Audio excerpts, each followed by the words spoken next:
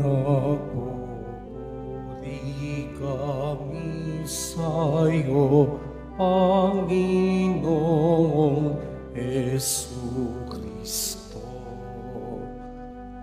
Napupuri kami sa'yo, Panginoong Jesucristo. Nagpupuri kami sa'yo, Hari naming Jesucristo, masunurin kang kordero sa katubusan ng tao.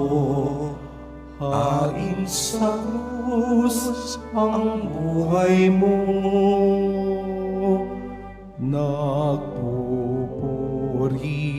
kami sa'yo, Panginoong Jesucristo.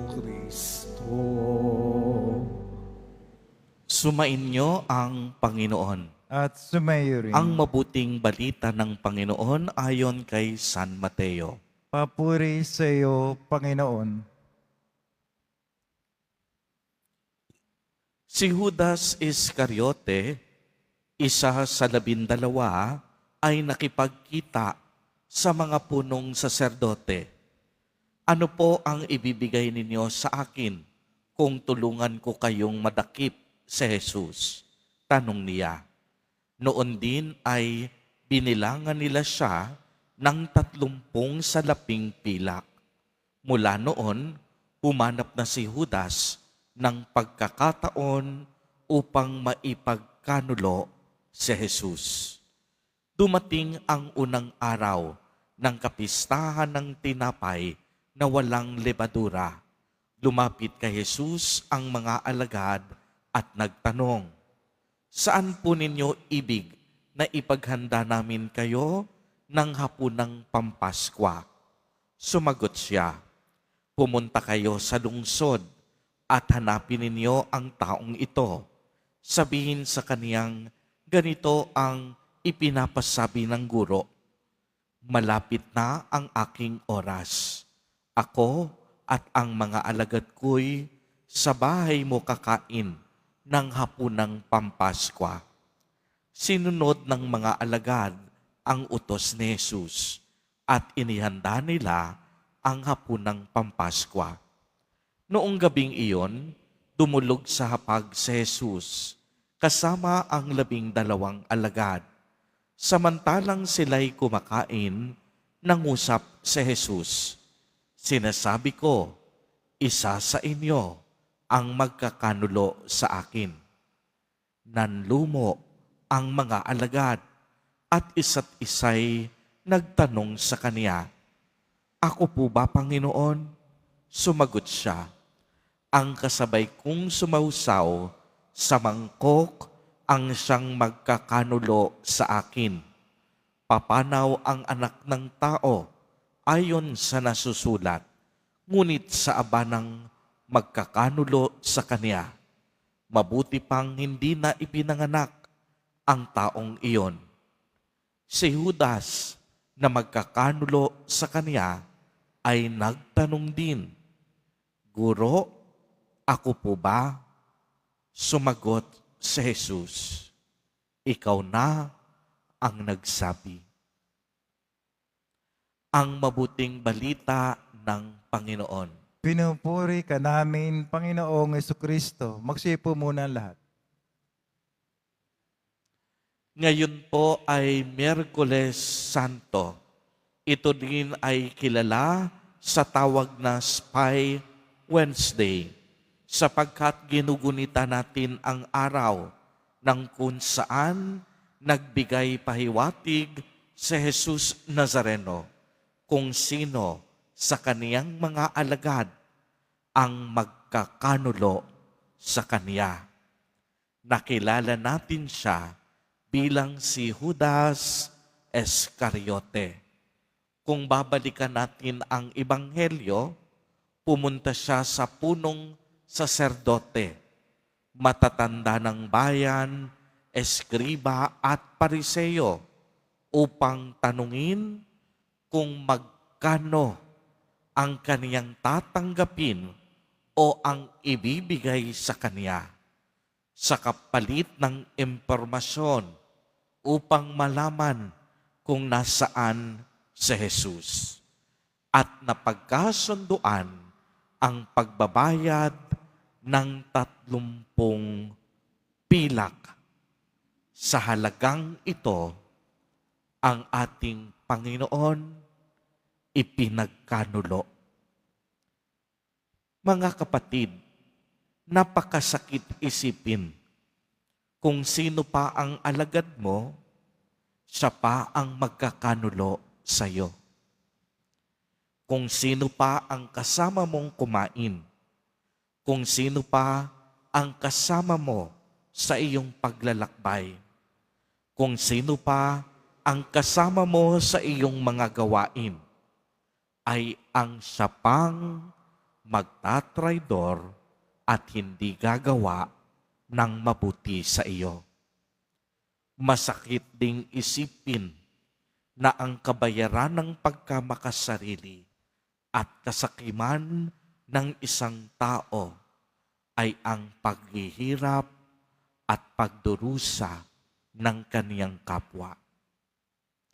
Mga kapatid, sa makabagong panahon, napakalakas po ng tawag ng katanyagan, kasikatan at kayamanan. Minsan, umaabot pa na kailangan nating tapakan at hamakin ang ibang tao para lang makamit ang pangarap na ito.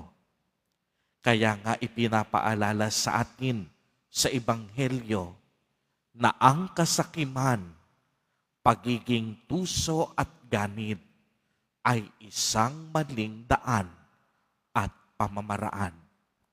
Uulitin ko po, ang kasakiman, pagiging tuso at ganid ay isang maling daan at pamamaraan.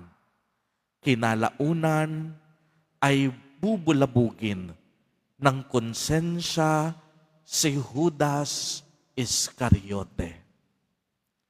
Ganito rin ang mangyayari sa atin kung tayo ay palagawa ng masama.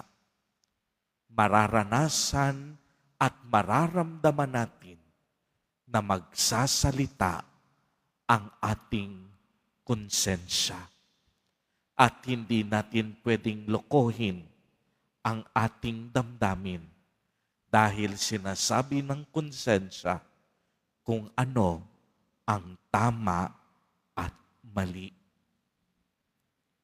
Pagmasdan ninyo ang nangyari kay Judas, hindi niya nagamit ang 30 perang pilak nung siya ay nakonsensya, nung ibinigay sa kanya ang mga pilak na ito.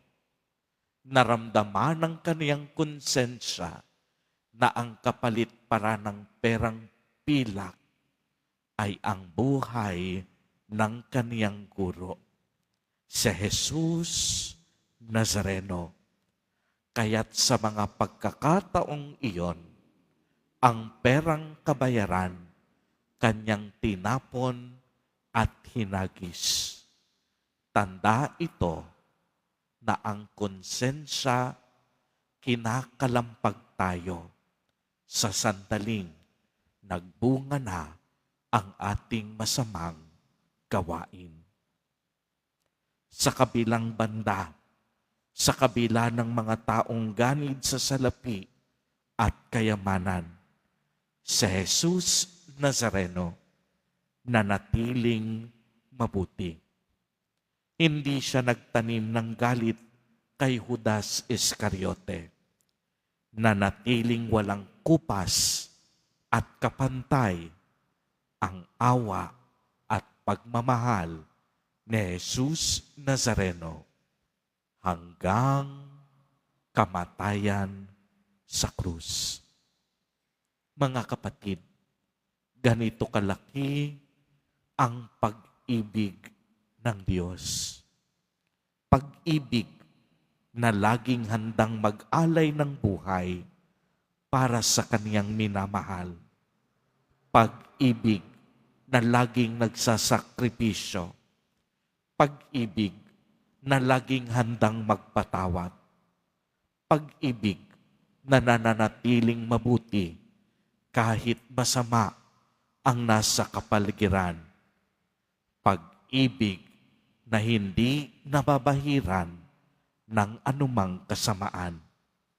Pag-ibig na sa bandang huli maghahatid sa atin sa kaganapan ng ating buhay.